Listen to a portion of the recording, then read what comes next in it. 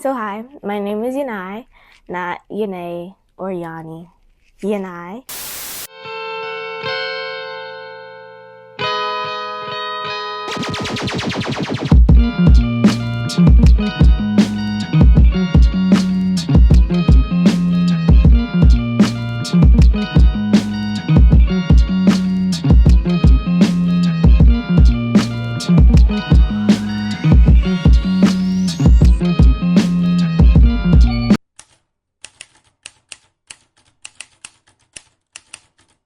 Hello beautiful people, it's been a minute since I've sat down and talked to you guys.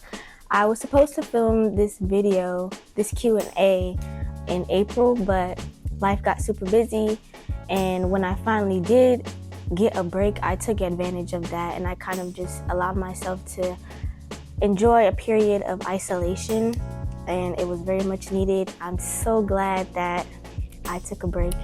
But I don't think I've ever really properly introduced myself on this channel, and so I think this would be a great first step into being consistent on posting on YouTube again and kind of getting back into social media.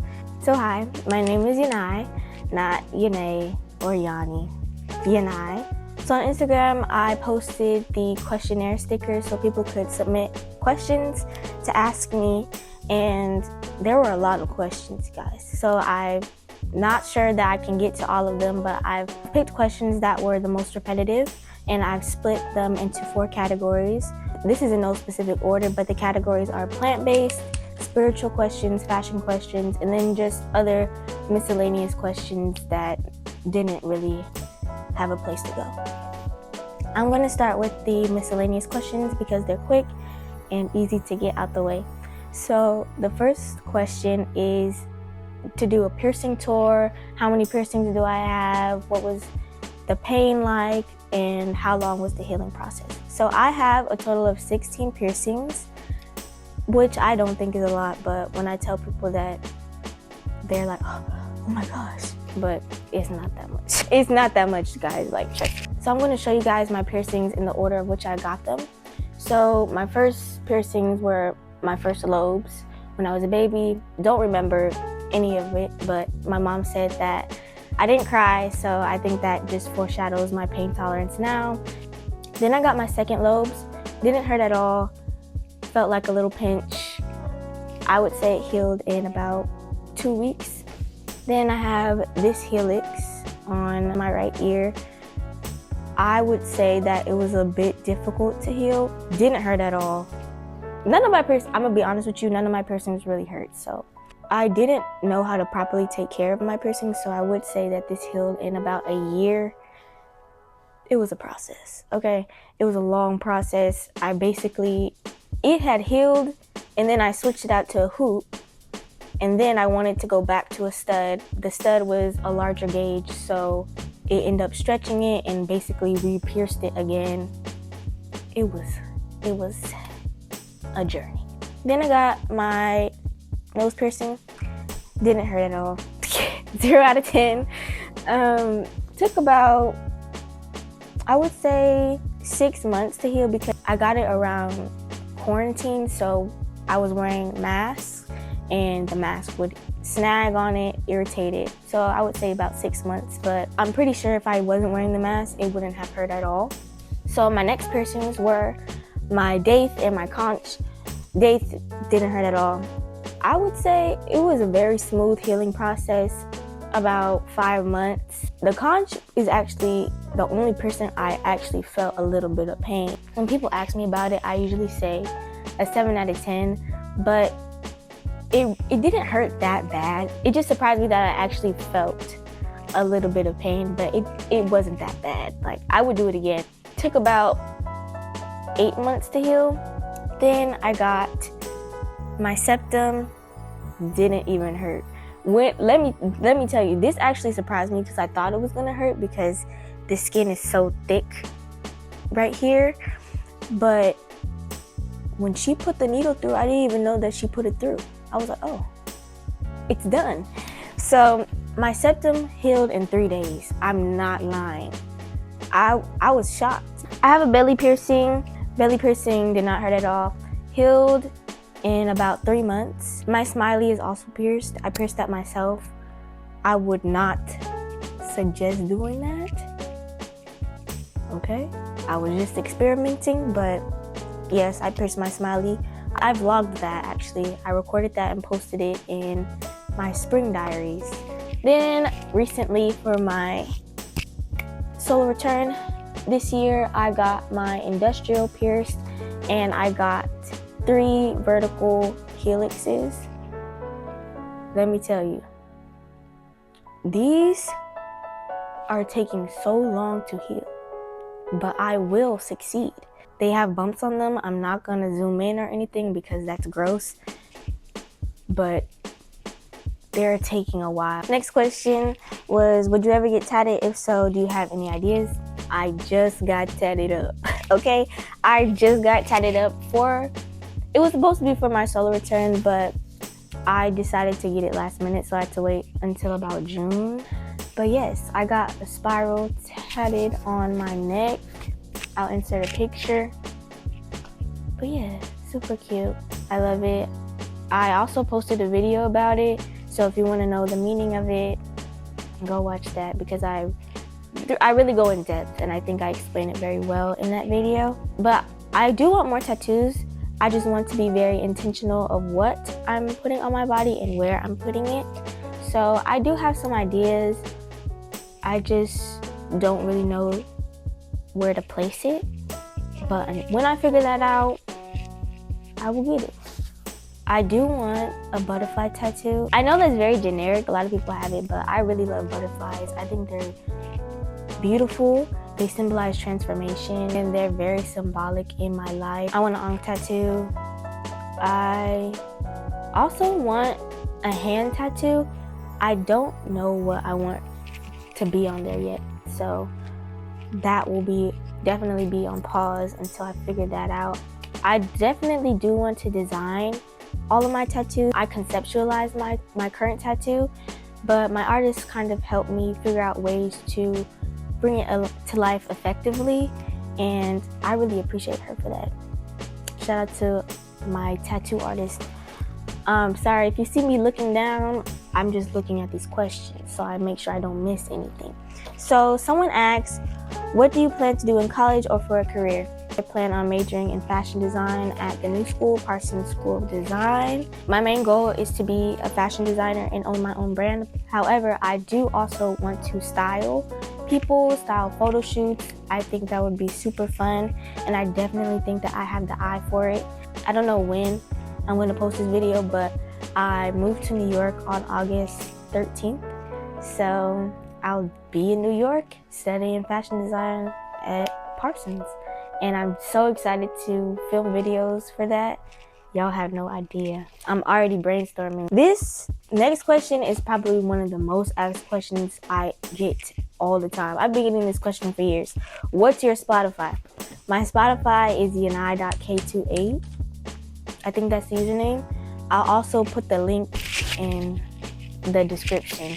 If anyone has any alternatives to Spotify, please let me know, because what Spotify just invested in, I do not align with at all. I think that is so malicious and evil. Like, I can't even fathom. I truly have no words. So please let me know if y'all know any other good alternatives to Spotify. I don't want to use Apple Music either, because Apple is just as bad as Spotify. So someone asked me what makes me happy, and I would say the small details in life make me happy. Just the things that go unnoticed. I like to observe a lot, and for example, I could go outside and just sit in the sun and feel the sun on my skin and look at leaves on plants, and I would be so happy just because I got to observe the beauty of the plants and feel the sun on my skin. The small details that people don't really pay attention to shouldn't be taken for granted. And I love y'all. I don't know if y'all just heard my stomach grumble, but that was crazy. I would say just living in the present moment makes me happy. Just appreciating what's in front of me. So next are plant-based questions. People have been asking me more and more about being plant-based, because it is something that I been sharing more on social media. I've been plant-based for 8 years though, since 2017. But in this recent year, 2025, I've really been showcasing it, trying to share more about it, and people have been interested, and I love that.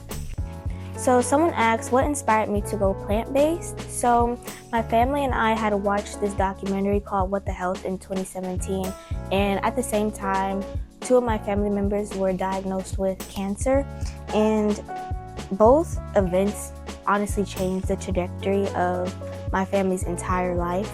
We started to become more holistic and seek herbs in our day-to-day living as a form of healing rather than being put on medication or seeking medication in Western medicine. Being plant-based definitely taught me discipline, and I really appreciate that. So technically, you could say that I was forced into being plant-based, but I'm honestly so grateful because now I can't imagine myself not being plant-based. I think it is a lifelong commitment that I am okay with and appreciate. So someone asked, have you found it easier being plant-based while traveling versus in the US? So I honestly think it depends on where you're traveling to. Obviously, the culture that you immerse yourself into can depict your variety of options. So personally, outside of the US, I've only traveled to Central America and 1 country in South America. In the US, there's always plant-based options.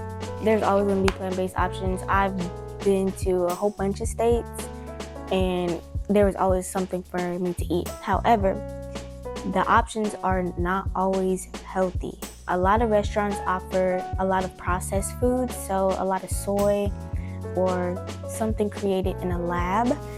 And personally, that does not align with my diet. If you eat that,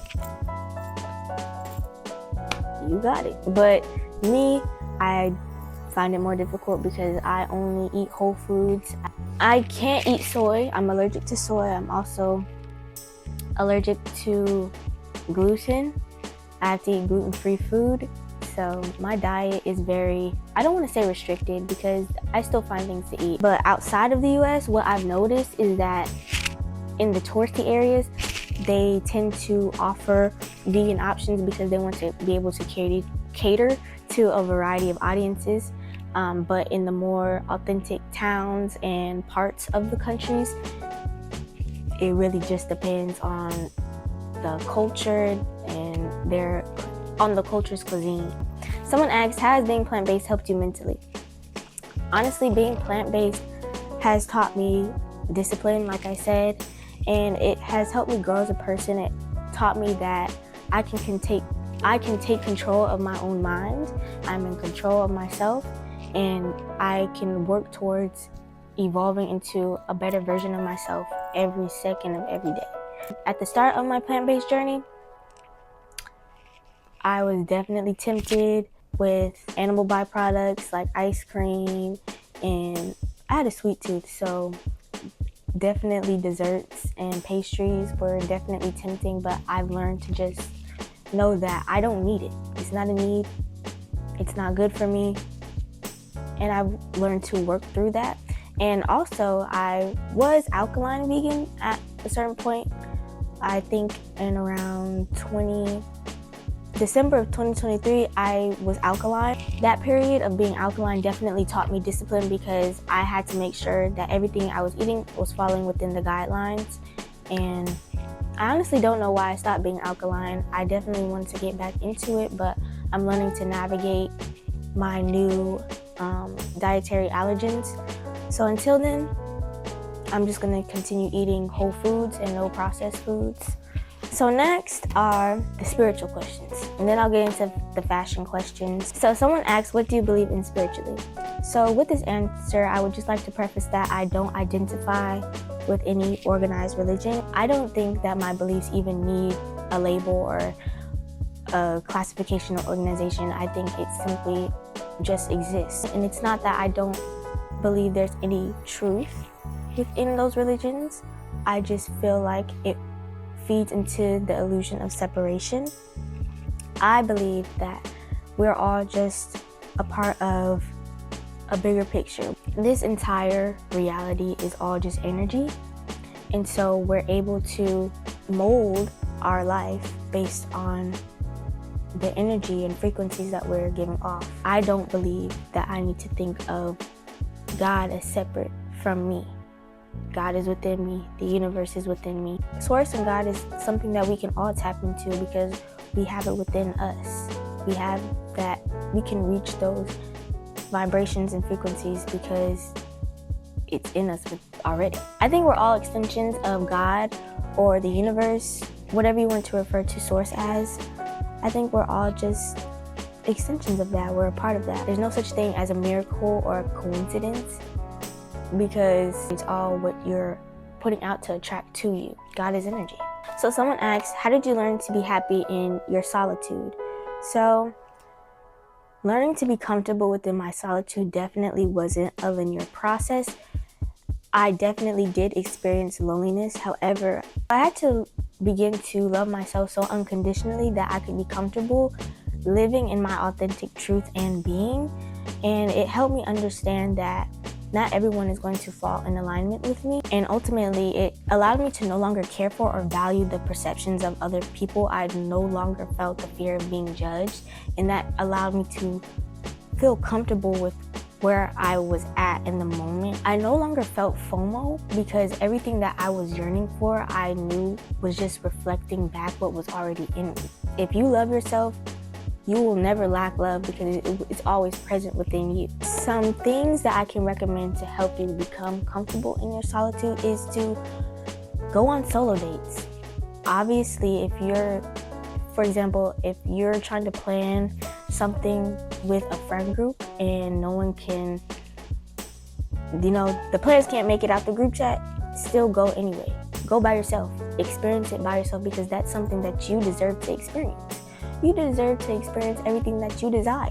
So go out on your solo date and experience the moment that you've been yearning for. Try new hobbies and experiences. I feel like that falls in within solo dates. For example, I picked up crocheting and sewing. YouTube is actually a hobby I picked up. And doing these hobbies will allow you to realize that being within your own company is okay. Next are the fashion questions. I'm excited for this. The question is, how did you get better at fashion while being unemployed? The person makes the outfit doesn't make the person. Your outfit should not be a reflection of what you think the masses will approve of or what's always trending or other people's judgment. It should be an extension of who you are. It should be a form of self-expression. And this way you'll be able to curate your own personal style and you won't always feel the constant need to buy new clothes that stay up to par with trends. And if you're unemployed, just know that expense does not equal style. Just because clothing is associated with a brand does not make it cute. Okay? Me personally, I love secondhand clothing. That has been something that I've really found a passion for my entire life. And it's sustainable, and more often than not, the clothing is better quality than what is being sold in stores. Vintage clothing was better quality because it was before the fast fashion industry really took a toll on the fashion industry. People are just running through clothing items like it's drinking water because they're not creating these garments with the actual thought and care of people keeping the clothing for a long time, because if they did that, they wouldn't be able to capitalize off of selling the clothes.